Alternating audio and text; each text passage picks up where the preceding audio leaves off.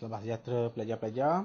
Okey, kita akan sambung topik bab 3, iaitu kita hari ini kita akan fokus kepada 3 subtopik dalam bab 3, iaitu 3.3.8 belanjawan peribadi, 3.3.9 penyediaan belanjawan peribadi dan 3.3.0 kepentingan belanjawan peribadi.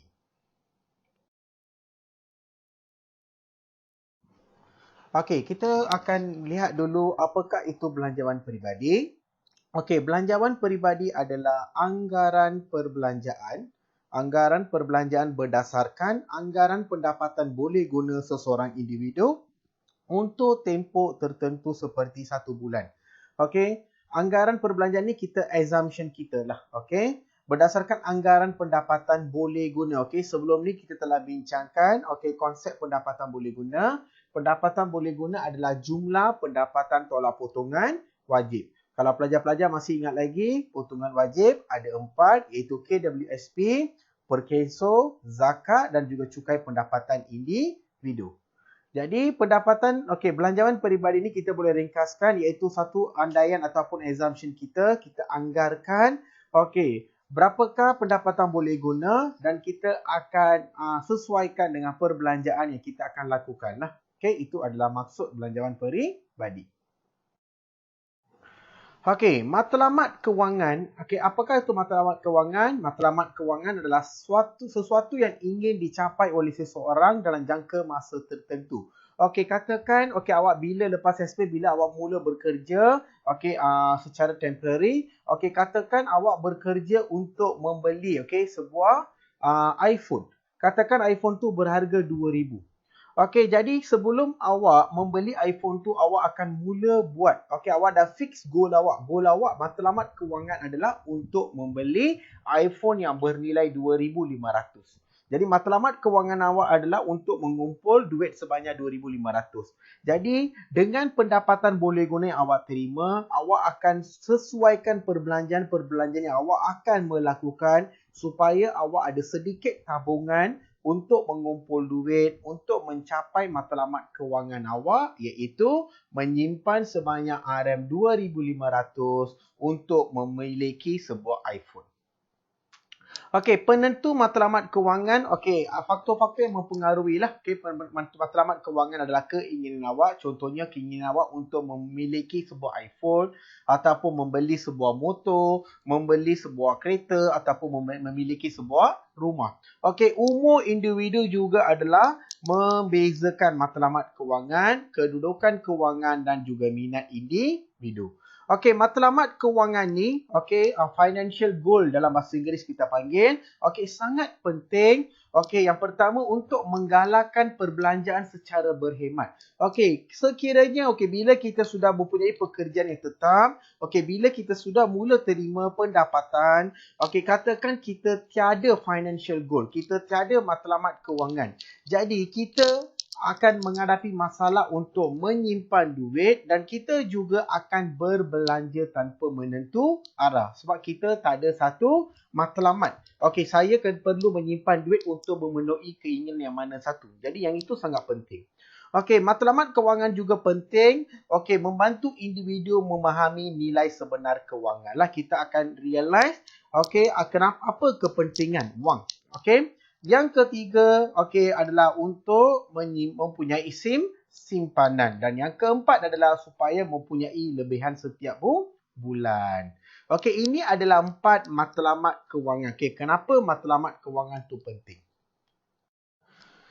Okey, sekarang kita akan pergi kepada subtopik yang kedua iaitu penyediaan belanjawan peribadi. Okey, penyediaan belanjawan peribadi adalah satu langkah untuk mencapai okey matlamat kewangan kita, financial goal kita. Okey, untuk menyediakan belanjawan peribadi ada 4 langkah mudah. Okey, langkah pertama adalah mengenal pasti punca pendapatan dan potongan wajib. Okey, punca pendapatan. Okey, bagi seseorang individu, punca pendapatannya tak semestinya satu sahaja. Okey, untuk keadaan ekonomi sekarang, okey, seseorang individu mungkin mempunyai lebih daripada satu atau dua punca pendapatan. Okey, katakan ada seorang yang bernama okey Mr. X. Okey, Mr. X ni bekerja sebagai seorang cikgu. Jadi dia punca pendapatan yang pertama adalah upah. Okey, yang kedua, okey, Mr. X juga dia ada menyimpan duit dalam akaun simpanan tetap. Jadi punca pendapatan yang kedua adalah faedah ataupun dividen yang diterima daripada simpanan di bank. Katakan Mr. X juga dia mempunyai sebuah rumah dan rumah tu disewakan kepada pihak ketiga. Jadi punca pendapatan yang ketiga adalah sewa. Jadi sebelum awak membuat belanjawan peribadi, awak kena mengenal pasti, okey, awak terima pendapatan dari berapa sumber. Kalau satu-satulah, kalau lebih daripada satu, kita kena kumpulkan. Okey, lepas itu kita kena tolak dengan potongan wajib. Kalau pelajar masih ingat lagi, potongan wajib ada 4 lah. KWSP, perkeso, zakat dan juga cukai pendapatan. Okey, lepas kita sudah mengenal pasti pendapatan boleh guna kita, okey, perkara kedua adalah, langkah kedua adalah mencatatkan semua perbelanjaan yang dah dilakukan. Okey, dalam satu bulan, katakan awak buat belanjaan peribadi untuk bulanan.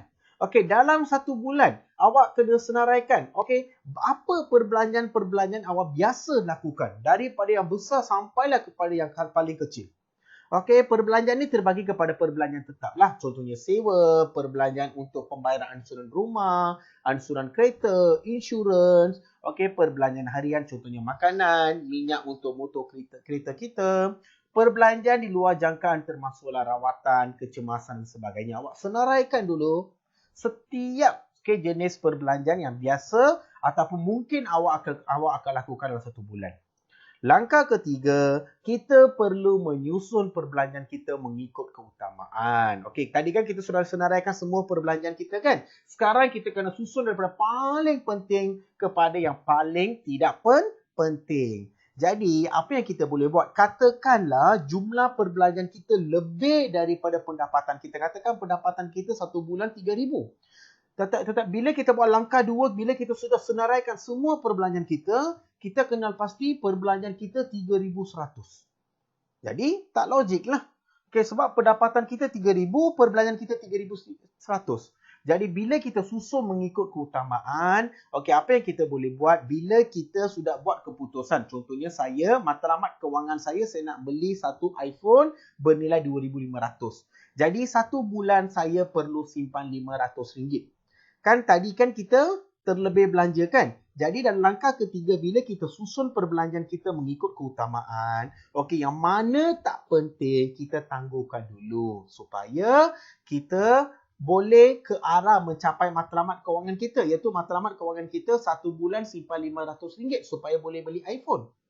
Jadi kita kena pastikan RM500 kita boleh simpan. Jadi kita kena tolak, kita kena ketepikan perbelanjaan-perbelanjaan yang tak penting.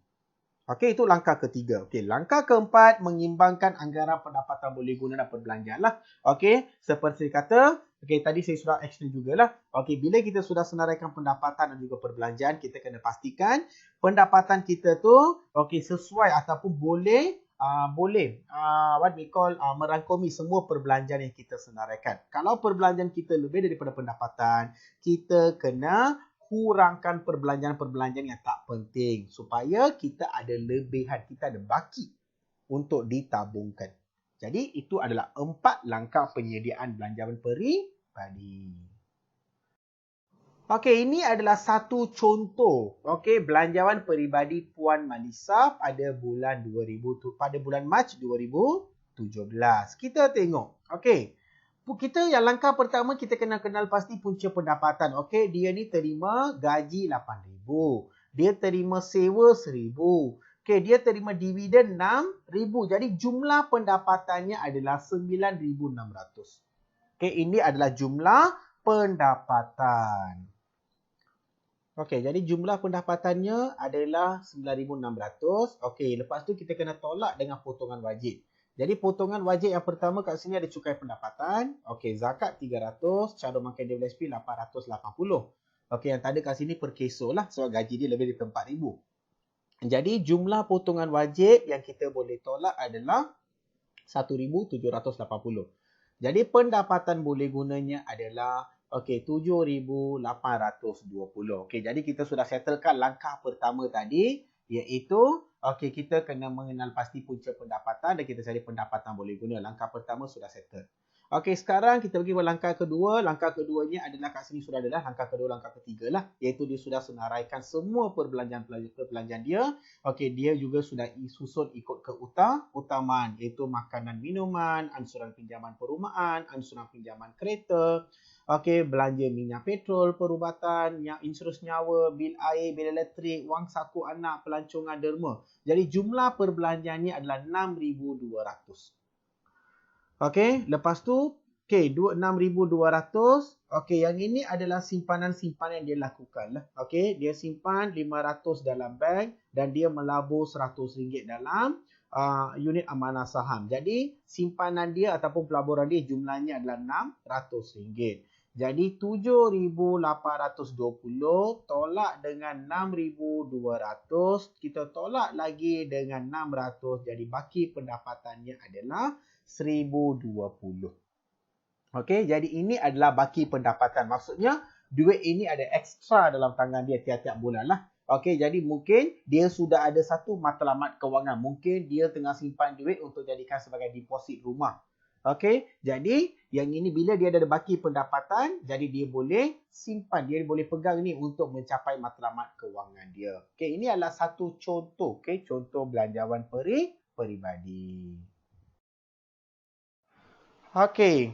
Okey, kita akan bincang juga kenapa pentingnya buat belanjawan peribadi. Okey, kepentingan belanjawan peribadi menurut buku teks awak ada 5 lah. Okey, ini saya ambil daripada buku teks awak.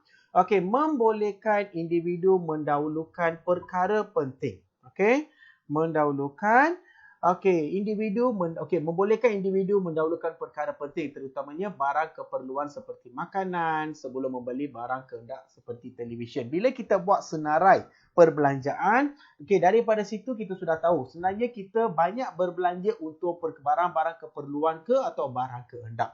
Jadi bila kita sudah senaraikan, bila kita sudah tahu selama ini kita banyak belanja untuk barang kehendak, jadi sebenarnya kita sudah boleh tahu lah, mungkin perbelanjaan barang kehendak yang kita buat selama ni ada yang kita boleh stop dulu, kita boleh ketepikan dulu. Kita utamakan dulu, untuk perkara-perkara yang penting. Contohnya, untuk tabungan, untuk perubatan dan sebagainya. Yang kedua, membantu individu menabung. Bila kita buat perbelanjaan peribadi, baru kita tahu ini jumlah pendapatan saya, ini perbelanjaan saya. Selama ni, saya tak boleh simpan duit sebab perbelanjaan saya ngam-ngam dengan pendapatan saya. Lepas buat belanjaan peribadi, bila kita sudah susun jumlah perbelanjaan kita, kita boleh tahulah, ada dalam RM400 ni, sebenarnya perbelanjaan ni tak penting. Saya boleh hold dulu ataupun saya tak perlu lakukan perbelanjaan tu. Jadi, daripada situ kita sudah boleh menabung. Tabungan ni sangat penting untuk kegunaan waktu kecemasan seperti kemalangan. Yang ketiga, membantu menyelaraskan perbelanjaan mengikut pendapatan. Seperti yang saya beritahu awak tadi, bila kita buat belanjaan peribadi baru kita tahu. Ini jumlah pendapatan saya, ini perbelanjaan saya. Daripada perbelanjaan saya, ada perbelanjaan itu tidak penting yang saya boleh stop daripada berbelanja. Ini boleh membantu mengelakkan awak daripada membazir ataupun membelanja secara boros. Langkah keempat pula, mengelakkan hutang. Bila kita buat belanjaan peribadi, kalau let's say kita buat belanjaan peribadi kali pertama, pendapatan kita RM2,500, perbelanjaan kita RM3,000. Jadi extra RM500 tu kita macam mana kita menampung? Maksudnya kita terpaksa berhutang. Jadi bila kita buat belanjaan peribadi, bila kita dapat tahu perbelanjaan kita lebih daripada pendapatan, ada kemungkinan besar kita boleh terlibat dalam hutang ni. Jadi kita boleh cut off perbelanjaan kita supaya kita berbelanja mengikut pendapatan kita ataupun berbelanja tidak lebih daripada pendapatan kita. Jadi kita boleh mengelakkan daripada masalah hutang. Yang kelima, mengelakkan kenaikan harga barang iaitu inflasi. Penyediaan belanjawan peribadi akan membantu kita untuk memberi kesedaran tentang pentingnya mengawal perbelanjaan. Bila kita senaraikan perbelanjaan, daripada situ kita sudah tahu yang mana perbelanjaan yang penting, yang mana perbelanjaan tidak penting yang kita lakukan selama ini, sehingga menyebabkan kita berhutang, menyebabkan berlaku masalah inflasi dan sebagainya. Jadi ini adalah 5 kepentingan belanjawan peribadi. Yang pertama, membolehkan individu mendahulukan perkara penting. Yang kedua, membantu individu menabung. Yang ketiga, membantu menyelaraskan membebaskan perbelanjaan mengikut pendapatan. Yang keempat, mengelakkan berhutang. Yang kelima adalah mengelakkan kenaikan harga barang. Jadi cikgu harap dalam pelajaran hari ini pelajar dapat menguasai yang pertama konsep belanjawan peribadi, lepas tu konsep matlamat kewangan, 4 langkah penyediaan belanjawan peribadi, lepas tu tadi kita sudah bincang contoh belanjawan peribadi dan 5 kepentingan belanjawan peribadi. Jadi dalam kelas nanti, cikgu akan memberikan tugasan, PBD dan juga tugasan pengukuran supaya pelajar lebih faham. Tentang topik 3 topik yang kita telah bincangkan hari ini. Terima kasih pelajar. Sekian saja untuk pelajaran hari ini.